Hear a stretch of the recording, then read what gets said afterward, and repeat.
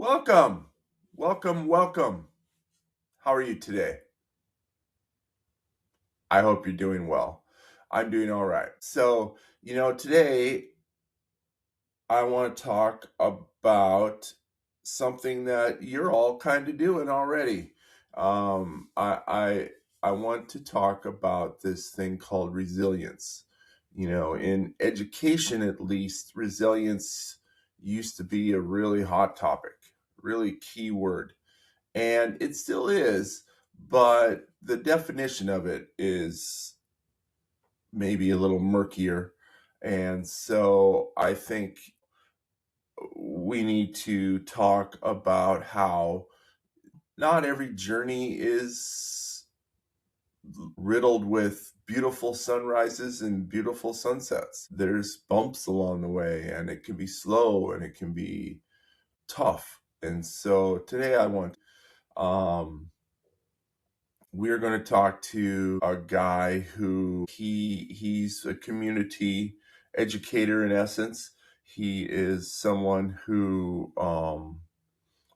specializes in working with kids and counseling them, and he's a teacher, an educator, and an activist. And I think you are going to enjoy him. He's full of life.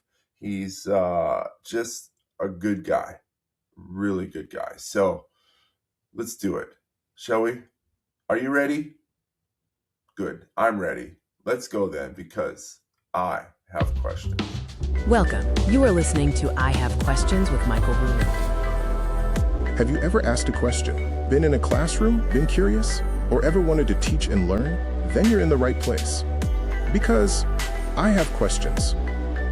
I am very passionate about being curious, about being educated, and most importantly, about having questions. Join me on this journey as I share stories, talk to some fun and inspiring people, gain insights to being a better teacher, better student, and maybe even a better human. I am very passionate about being curious, about being educated, and most importantly, about having questions. I hope you're ready because I have questions.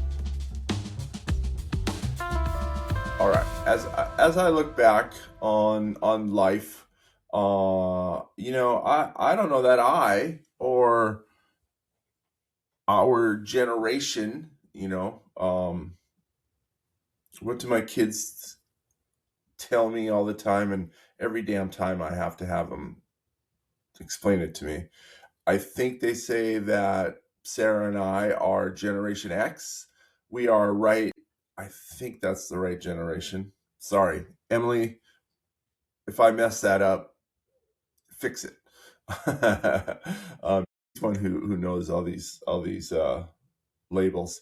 Sarah and I are of that kind of period where baby booming had just ended and we were just beginning. And I think again we were Generation X, and so I think all of us were still raised on that resilience part, at least the beginning portion of our generation for sure.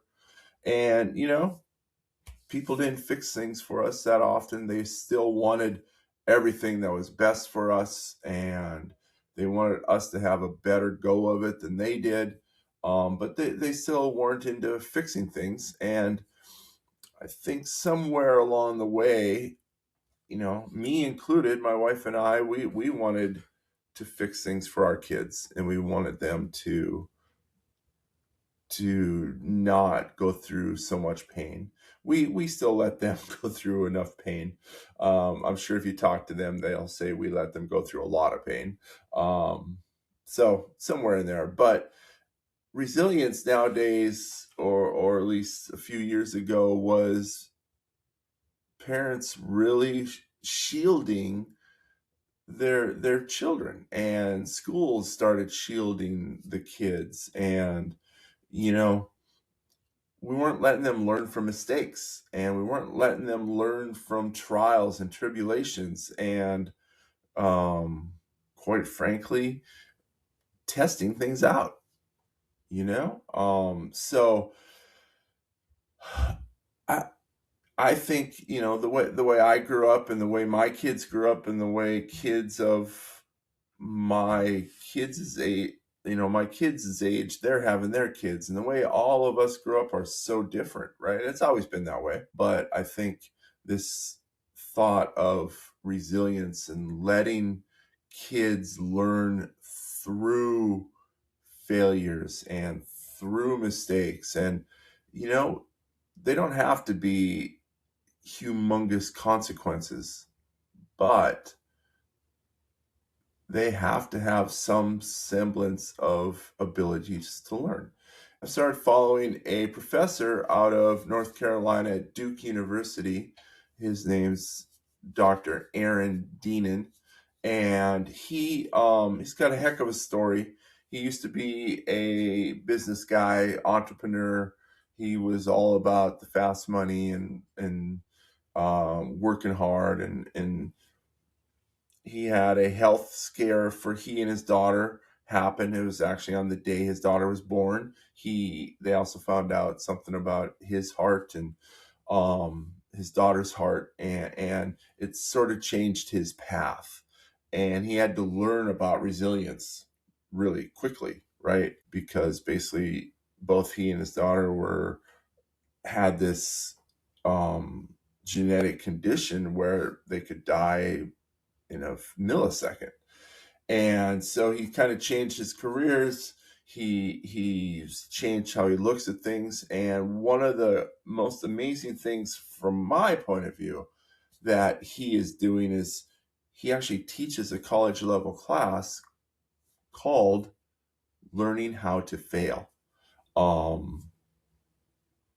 And when I first started following him, I thought, well, that's kind of dorky and kind of sad that we have to teach kids how to fail.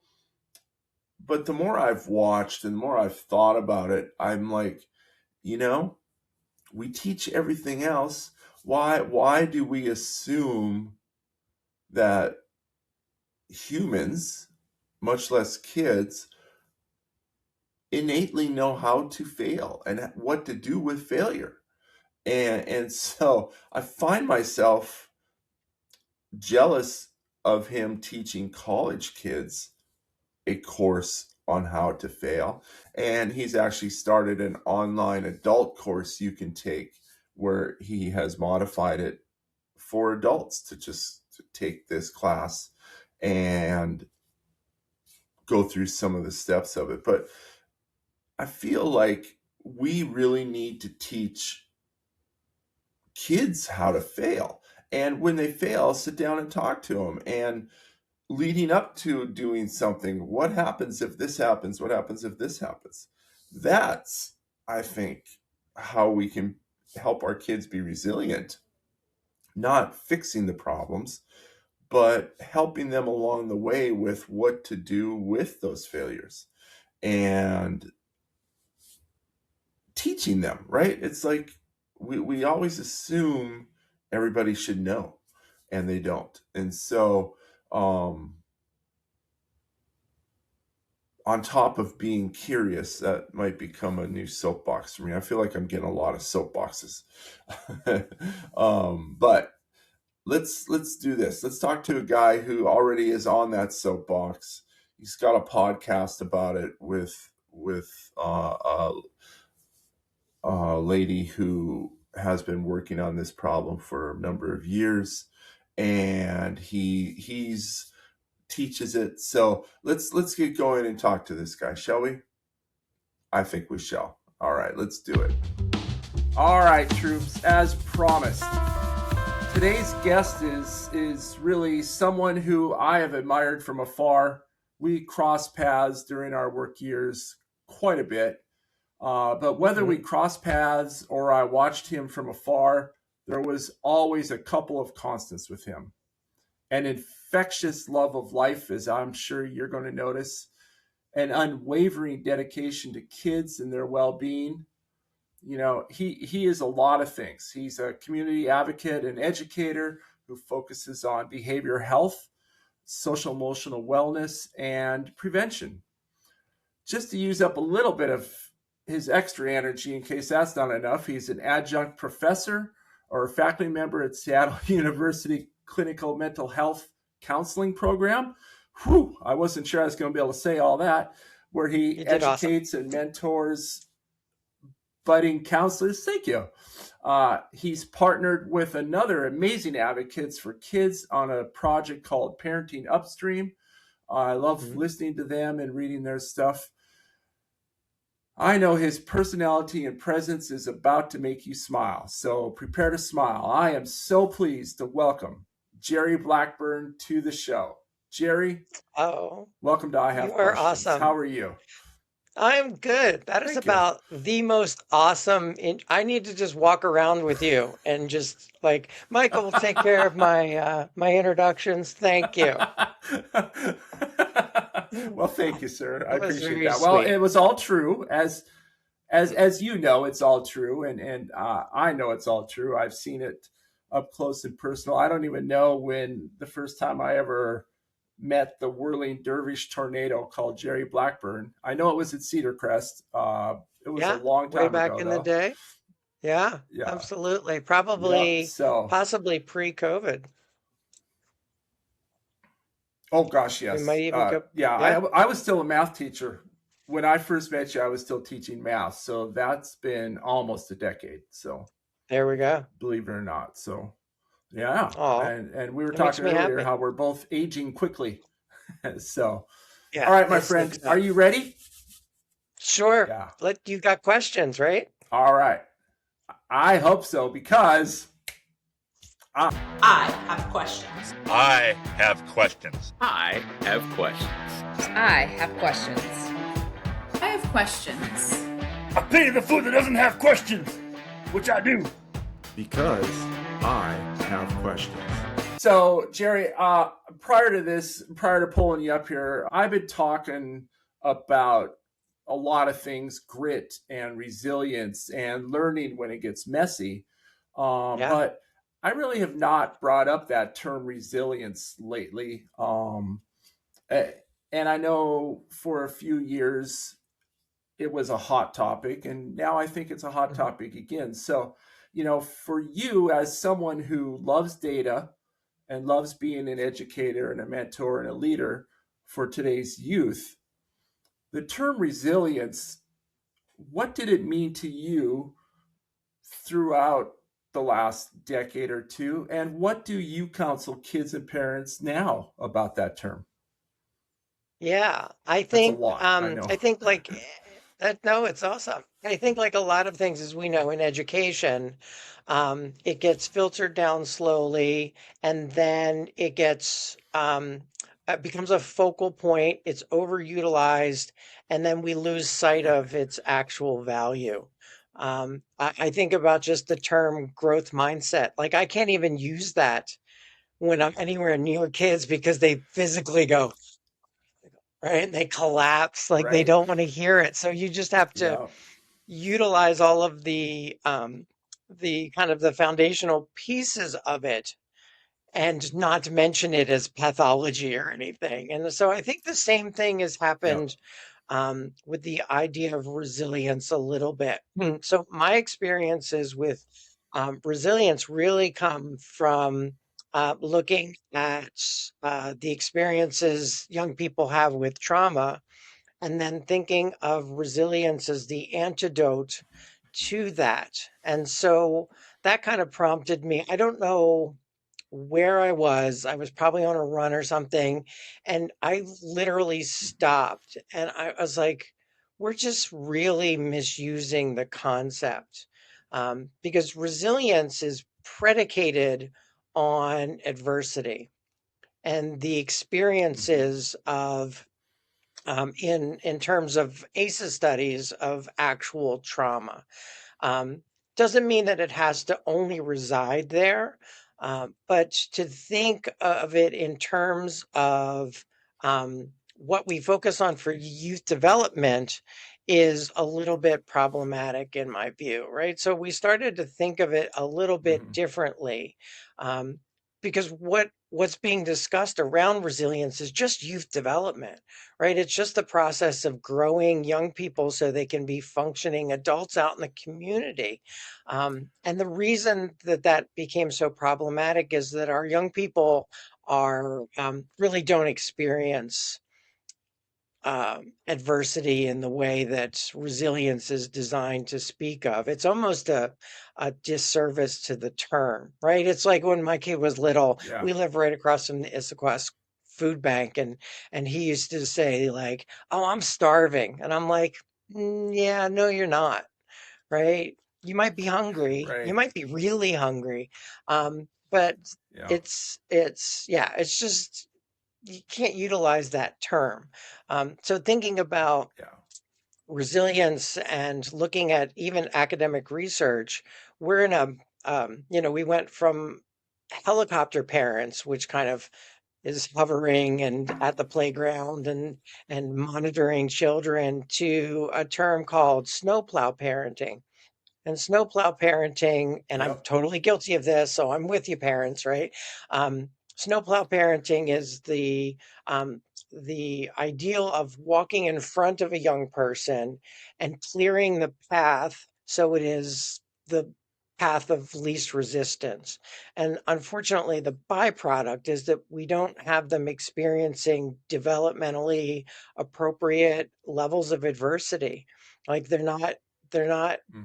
able to fall down, get back up, realize they're okay, brush themselves off, and develop the confidence that's associated with that. And so, yeah, my colleague Marcel Wellman and I have been looking at that and play-based childhoods and the over scheduling and over management of young people. Like elementary schools around us have like curriculum for Yep. recess. Like that is an amazingly limiting view on social learning theory and just the opportunities to interact out there and try to figure stuff out and Yeah. have controversies, right? And yeah. And so definitely starting Yep. to kind of put resilience in a different place when we're speaking about it, so that we can just be more accurate, Yeah. right? Yeah. Well, the words and how we use them still matter, and Yeah. I think somewhere along the line we've kind of lost some of that sometimes, right? And you Mhm. brought up "I'm starving" versus "I'm hungry," and I you know it's how we all talk. I use it. Yeah. I do it all the time, but it's Absolutely. still words do matter, right? So interesting that you brought up scheduled playgrounds. Recently, we're kind of in the middle of the Winter Olympics here, and Yeah. I being what I am at home and not doing much of anything, I've become an avid Olympics watcher. Um, Nice. and so, we've all probably watched the U.S. figure skater, Ilya Yeah. Malinin. And, he went through a really tough moment on, what can probably be described as the world's largest stage, right? And Absolutely. he has admitted that he was not prepared for this Olympics, but will Mhm. learn from it and train differently, right? Mhm. And so I have zero insight into his youth and his training and his family, but it did kind of make me wonder what advantages he may have had, or any kid at any time had they been left to their own accord to manage challenging times and adversity while Mhm. growing up. So, in your work, have you worked on what advantages kids have when they just work through stuff on their own leading up to the Olympics, I guess?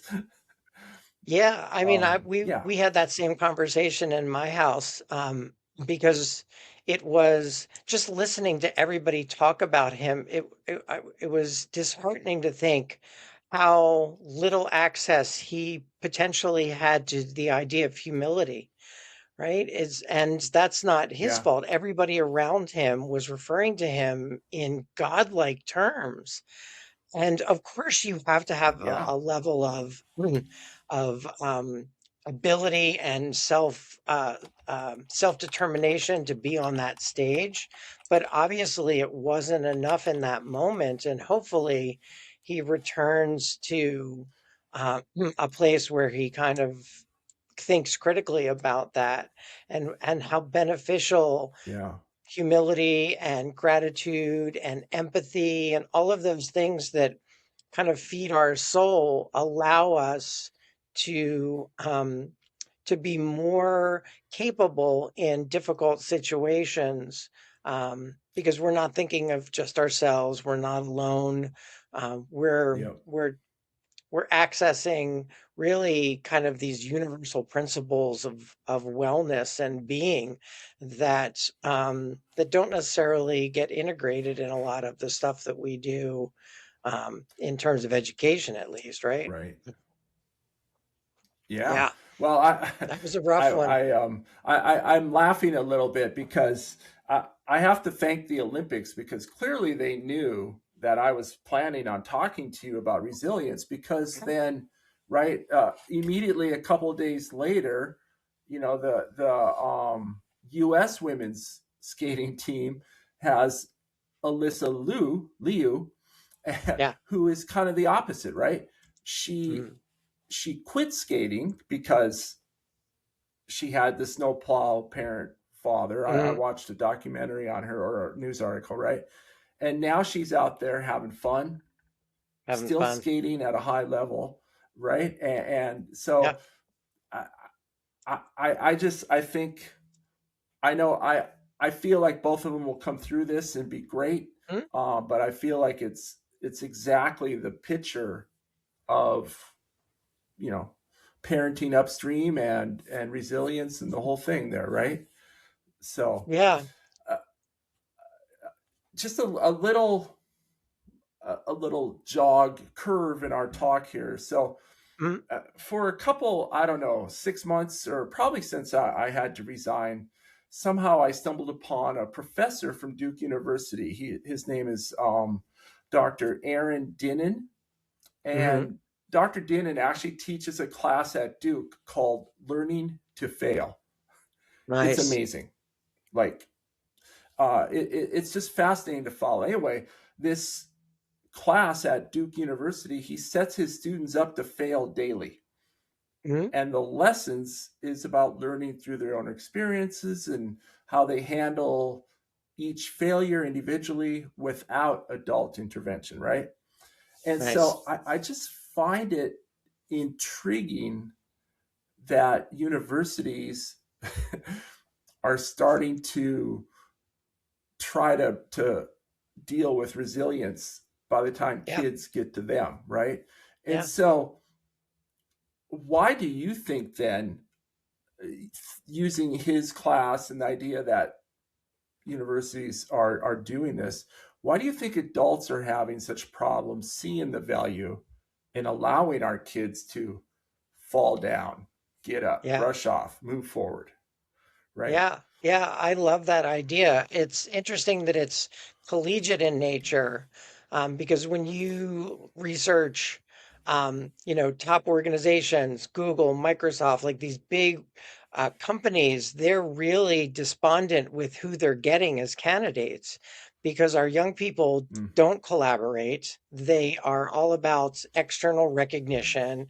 They struggle to work in tandem and in groups. I mean, and the idea of failing doesn't make sense to them when we all know it. Like the word doesn't resonate in the same way, I think, for kids now as it does for us. Like we think about it as a part of the learning process, right?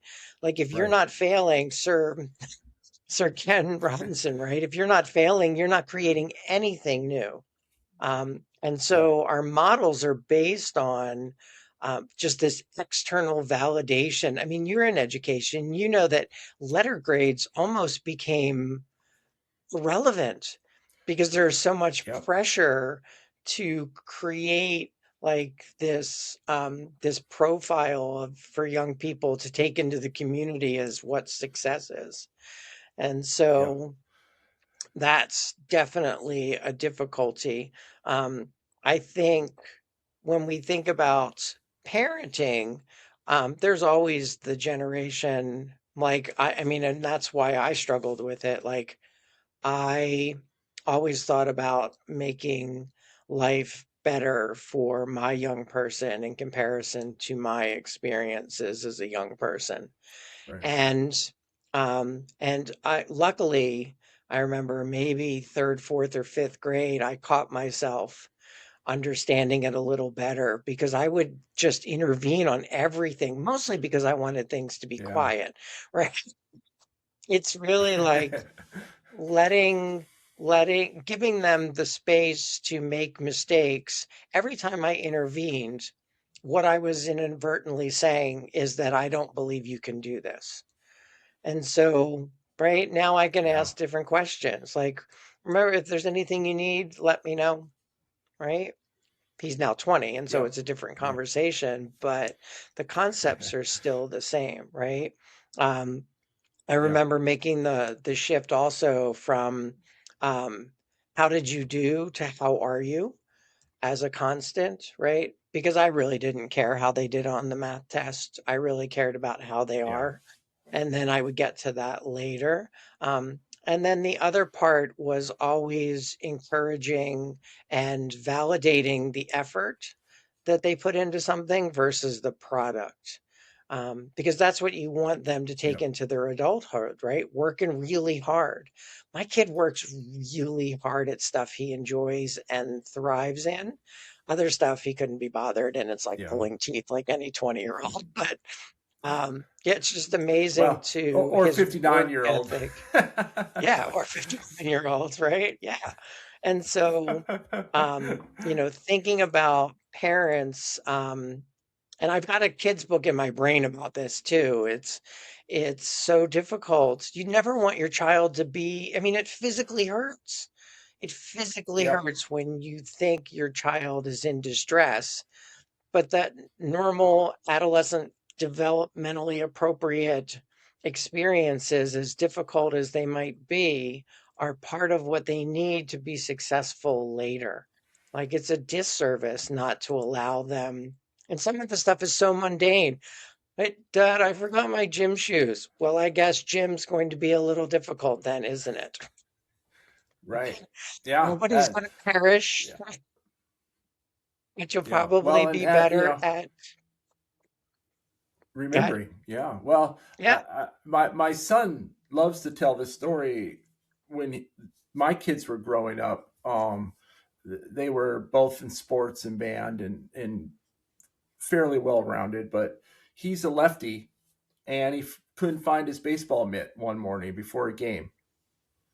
And, um, you know, he was not pleased, but both his mom and I were like, well, I guess when you get to the field, you're going to have to hope somebody's a lefty. And Yeah. of course, on his team, there were no lefties. So he ended up playing like 2 games right-handed until he found his Goodness. glove, because I wasn't going to buy a new glove because I was a jerk Yeah. or something. I don't know. But Oh. I bring that up because as an administrator at both the high school and middle school in Mhm. Riverview, the number of parents showing up daily with Yep. you picked the missed item. Yep. and there they are, right? And every time I kind of always thought of my poor son and his story, right? Mhm. But I'm like, he learned. After that, I didn't have a single equipment issue the rest of his life or my daughter's life, who Yeah. had to watch it. And she's like, I'm Yeah. not having that happen, right? So, No. what you're saying is it's hard, right? It was hard to sit there and watch him play baseball right-handed because, but in the same time, I guess that's just how we were, and life went on, and now Yeah. they're in their 30s and doing their thing. So Yeah. I'll Did count you it as have successful. did you have at your school, probably at the middle school, a table outside where parents could drop stuff off that kids forgot? We didn't. We Mm. didn't because, as you know, at Tolt, outside really is outside. Yeah, that's true, right? So people would come into the Yeah. office, but schools do that. Like they have a table for Yeah. dropping off all of the things. And then You're the kind of the amounts advertising of for it. stuff that are forgotten, right? The amount of water bottles. Like I'm all for Oh kids my being gosh. hydrated, but that's the bane of But teachers' existence is water bottles. They crash, they make horrible noise, they scare people, and there's it's 40 of insane. them on a table. It Yeah. could be a We whole had our lost and podcast. found. It could be, right? Right? And you know, if we would have got $5 for every sweatshirt and coat Mhm. left behind, Yeah. or AirPods, Yep. Expensive stuff, right? right? It's expensive stuff and it's crazy. Yeah. So Yeah. ugh, ugh, ugh, I shudder right now. Thank you for bringing that up. So I do want to take some time though, because I want people who are listening to me to hear about your new venture with Marcel. I Oh, think sure. it's super important. Parenting upstream. I think, you know, I don't know. I'm a couple of weeks ago, I didn't have a guest on because I wanted to talk about curiosity. And in the middle of that talk, I literally said, I don't think there should be grades in grades Mhm. K through 8. I Nice. just am like, it should all be about curiosity, and parents should Right? just, it would help parents stay out of the way, maybe. But I want to just a little side trip into your venture with Parenting Upstream, if you wouldn't mind. Yeah, absolutely. So if we're going to stop at the grades thing, I would love to do that for a second because I'm pointing because it's right there. We have Gibson Eck, which is a big picture school, and they have a waiver for grades. They do formative assessments. Students create a presentation on their learning, and I've gotten the opportunity to sit in on a bunch of them as the note taker and an evaluator. And and it's just amazing that that's the only platform as of late where I hear kids talking about things that didn't work. Like for a normal high school kid, that's like, again, it's that failure thing. And Yeah. and so just watching them go and run down all of the things that they need to work on and fix and change Awesome. for something to be successful. That's grit, right? That's determination, that's Yeah. learning.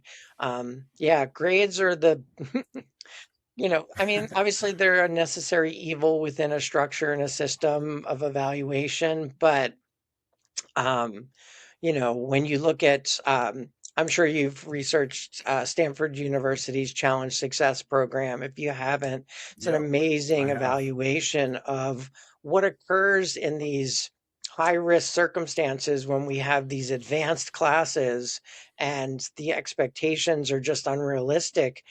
They came and did a presentation here in Issaquah a bunch of years back and shared like 85% of participants at that level were participating in some unethical means to be successful. And that it sometimes Yeah. involved parents managing homework in the house and supporting that. So grades, again, that's so much different than learning, right? And education and yeah, which is Right. a whole nother podcast, right? So Marcel and It I, is. It's an entire series, actually. yes, exactly, right? So Marcel and I met during COVID. We both joined for Highlands. It's called Highlands Business Group because we were both kind of working independently as consultants, and we started talking, and we just love talking, like you and I are doing now. It was just like, oh, we should yeah. get together and do that, and so we started doing a podcast of this nature, like virtually. Um, And then when I left my last position and had, more time in terms of independent stuff that I could do, her and I decided to kind of formalize it and start focusing on curriculum development. She has an amazing company called Feelinks, which is social emotional learning that comes with emotion coaching dolls that she created. So it's much more for the littles. But her and her daughter also wrote a middle school book called Field Trip, which walks through a lot of the emotion coaching stuff. And so for our histories, she is an elementary education person, and I've always worked with middle school and high schoolers. So we had this continuum just built in to talk about the value of all of these concepts and what we're seeing in the community and doing community education. And then we re-upped our podcast recently to hang out together because we could do that now. And yeah, so most recently we've been focused on the idea of resilience. We've been speaking and researching play-based childhoods, returning to a focus on play as an essential part of development. Contrary to academic success, whatever that might look like, and how children learn. Focusing on the advantage of adversity and helping kids embrace challenge as a normal part of the learning process. And yeah, all kinds of cool stuff. And so we're partnering with different organizations in the community. Awesome. Yeah, we have a workshop coming up at the Together Center on the 31st of March, partnering with NAMI Eastside and the PEPS Parenting Adolescents and Teens program, which is free to the public. We're just doing it because we love being invested in the community and stuff. And and then partnering with Evergreen Hospital System to do some workshops and stuff. And her and I just love to kind of advance the conversations. We're much like you, my friend, where stuff sits in here and you start thinking about it and it's like, hey, wait a second, right? And start to bring it to Except you guys know what you're talking about. I just listen and make it up. Oh, please. I have watched you, my friend, in the community, remember? And at the middle school. Watching you in the community and just your innate, I mean, there's nothing more. It's just something spiritual, right? So I was walking through the middle school, and there was a kid who was in a lot of trouble. You could tell that something was occurring because you were moving and going from place to place. And it seemed like he might have had a behavioral history or just definitely some history at the school. And not for a second did you degrade, belittle. And he followed every direction you gave him. He sat in the office and waited for you. He knew that you were an ally. He knew that you cared. He also knew at the same time that whatever happened was not appropriate. Like those two things can exist simultaneously.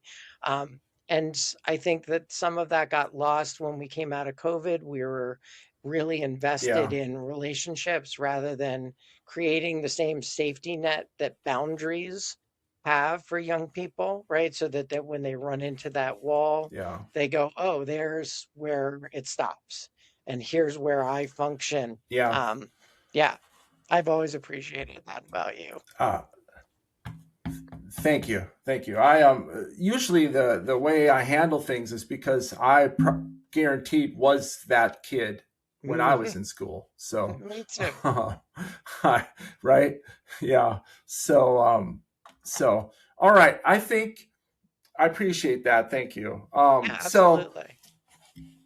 So as we get ready to wrap it up, I have some quick shot questions for you, if I may.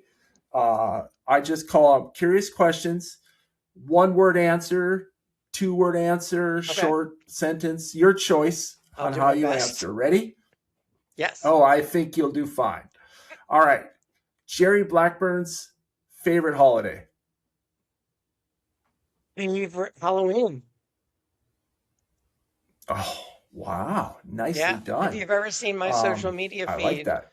yeah, all Halloween, horrible films. My wife You and I live it. love Nice. horror films. We used to be a Halloween family, and then I don't know, we morphed out of it. All right. Place that you absolutely need to visit in the next 10 years. Ooh, 10 years. I keep suggesting to my wife and I go to Bali or somewhere tropical. But we both love castles. And so possibly Ireland, Scotland. Nice. I need to go to Ireland and have a Guinness from Guinness just because why not? Yeah. All right. Next one. A time period in history or the future of the universe you would like to visit for one day. For one day. I am a big fan of kind of the gangster era. I like Peaky Blinders and Boardwalk Empire. So how about the Prohibition times in Atlantic City? Wow. Oh gosh, yeah. Peaky Blinders. Just for a day. All right. Well, yeah, a day is enough. That's why I thought I'd make it just long enough to see it. All right. Favorite book you've ever read?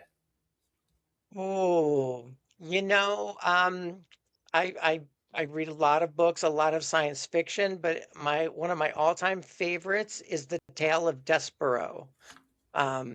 It was also a movie with Matthew Broderick. It's about a very, very small mouse who doesn't know he's small, and escapes a dungeon, really based on his belief that he can. It's an amazing. I've probably read it to my critter at least 20 times. The Tale of Despero? Despero. Yep. Despero. All right. I'm not smart enough to know that one, so I'll have to look that up. It's a children's I generally book. ask this question so that I learn. Yeah.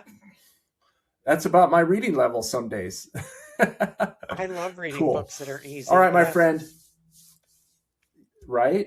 All right, your turn. So the show is yours. Did I miss something? Or is there anything you would like to add? Or, unfortunately, do you have a question for me? Pick one. I have to pick one. Yeah. Yes, I do have a question. So for you, my friend, Of course you do. with all of your years in education and your beliefs around that area of engagement, what is one thing that we could do that would benefit young people in terms of them thriving in their futures?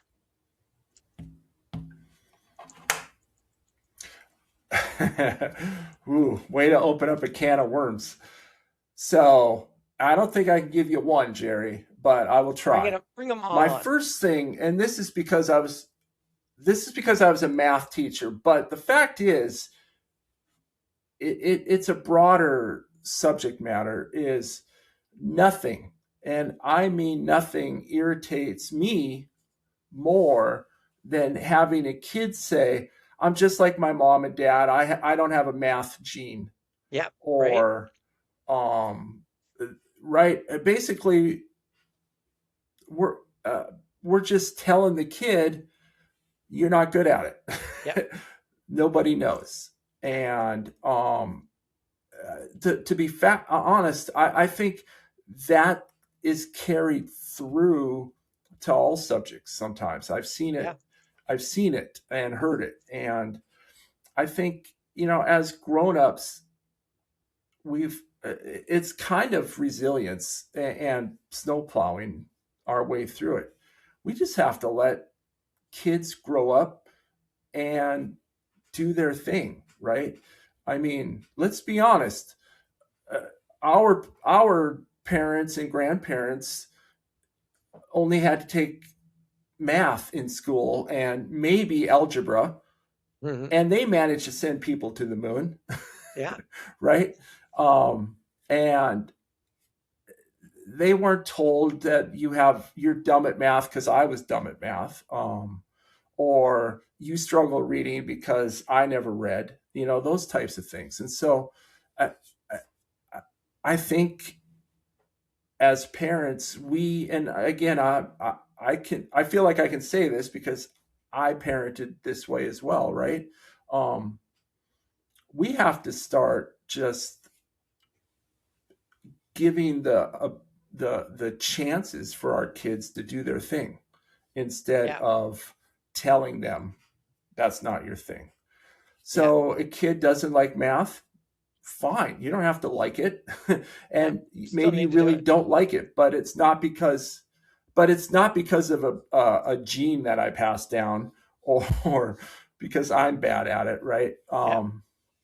I think it's the negative construct of education, and it's a huge umbrella issue, but just kids hear that negative talk about education, and then why would they honestly want to put themselves in a negative situation? That's my personal soapbox. How's that? I don't know if that speaks to a lot of the stuff we just talked about, right? Exactly. Yeah.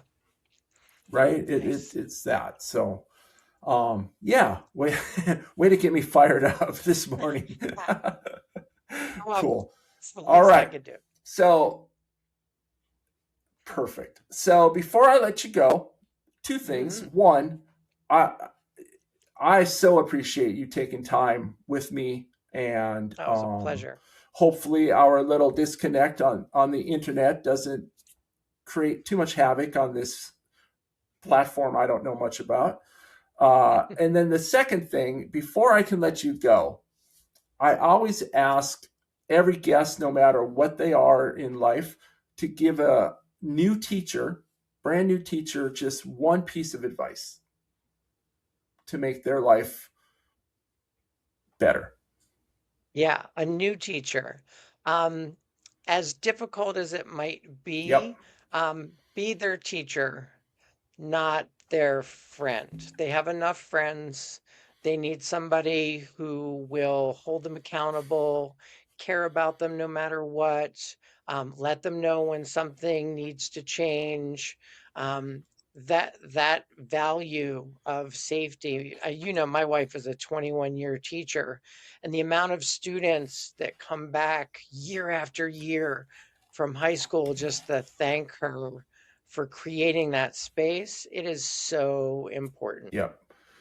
Perfect. That's exact right advice, right? I by doing this podcast, I get to meet up with previous students that I haven't seen in years, and it's just so awesome because they all say, I was consistent, and I think that's kind of goes with what you're saying. So, all right, hopefully you haven't frozen completely on your end with the internet, and I absolutely want to thank you so much for joining me on this little trip down resilience lane.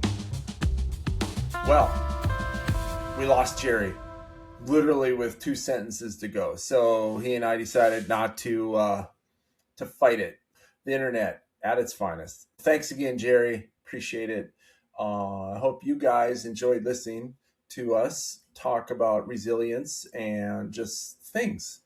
I think that will help all of us. It's not just kids, right? Resilience, as I brought up to him, I think the Winter Olympics really, really put a spotlight on resilience. So, So thanks, Jerry.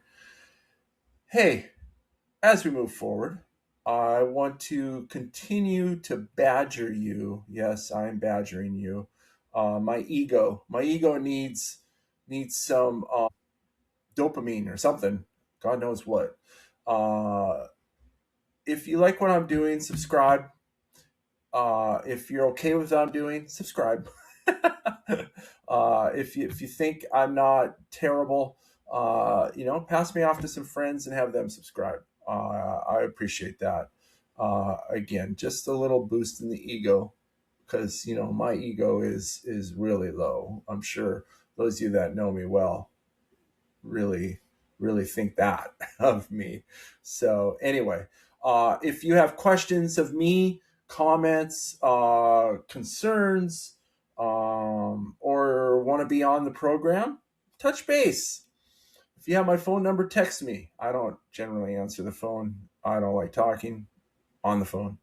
But text me or email me. I have this really cool email. I have questions 2025. Oh, where'd the 5 go? 5 at gmail.com. Until next week, be kind, be curious, ask questions, and, be good to yourself. Have a good week. So, hey, P.S.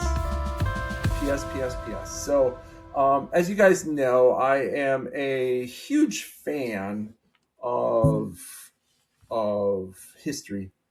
I've never hidden the fact that the Egyptians and the pyramids are amazing to me. And I was reading a book kind of in January and February. I'm a slow reader, by the way. Reading a book Brian got me for Christmas, and it was about Stonehenge being built way back when. And it's just amazing. You look back on stuff like that and you're like, I don't know if we could do stuff like that in today's society. It sort of feels like, right, with all of what we have. And they did stuff like that to the T. Well, I was looking into it some more because you can never get enough, right? And I've known about this place as well, but I haven't really looked into it very deep. And it's called the Göbekli Tepe. It happens to be in Turkey, modern day Turkey, right? We would have known it as Mesopotamia back then, but it's about 12,000 years old, and it's the oldest structure that's been found. And so it was inhabited, but it is thought that this like 20-acre site was built by hunter-gatherers, and it was more of a place to gather and have ceremonies and worshiping and things like that. And they did stuff with stone that tons and tons and tons of stones.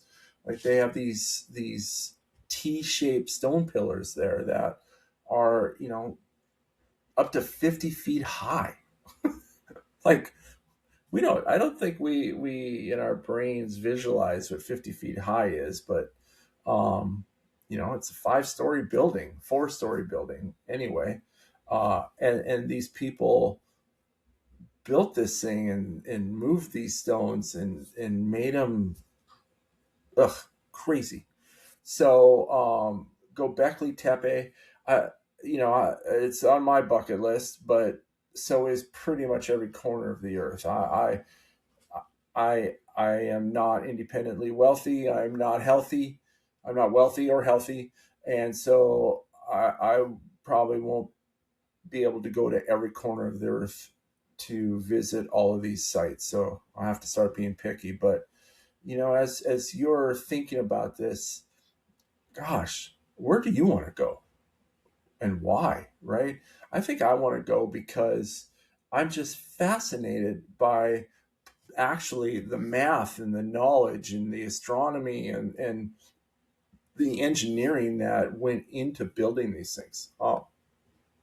It's crazy. It's amazing. So anyway, so on that note, hopefully you can catch Sarah and I at Göbekli Tepe in Turkey someday. All right. We'll see you there, huh? Peace, love, R.